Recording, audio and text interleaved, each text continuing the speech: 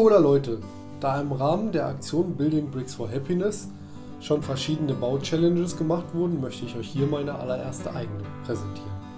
Diese entstand beim AFOLS-Abend des Vereins Schwabenstein 2x4 e.V. im Rahmen des Stuttgarter Messeherbst 2019. Gebaut habe ich dort mit einer Hand das Lego-Set Fabelwesen mit der Nummer 31073, was 2018 erschienen ist. Das Set besteht aus 223 Teilen und wie ihr seht, habe ich die alle mit der rechten Hand zusammenstecken müssen. Dabei habe ich sehr viel geflucht und so habe ich dieses Video einfach für euch jetzt ohne Ton und von 45 Minuten schneller gemacht auf knapp 6 Minuten. Ich hoffe, ihr erfreut euch trotzdem an diesem Video und ich möchte mich an dieser Stelle noch einmal bei Grimmona bedanken, die die ganze Zeit die Kamera auf mich gehalten hat.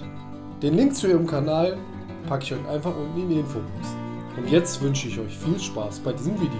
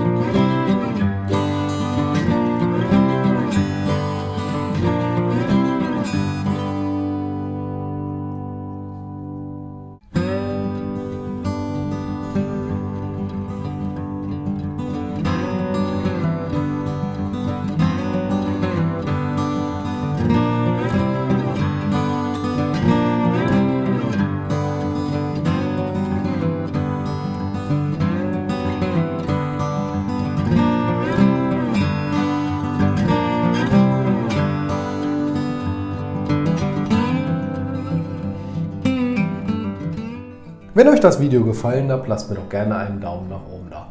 Auch über ein Abo von euch würde ich mich sehr freuen. Denkt daran, die Glocke zu drücken, so verpasst ihr kein weiteres Video von mir. Auch auf Facebook und Instagram findet ihr mich unter dem Namen Tahispa. Wenn euch noch weitere Videos von mir interessieren, sind sie rechts und links. Bis dahin, euer Tahispa.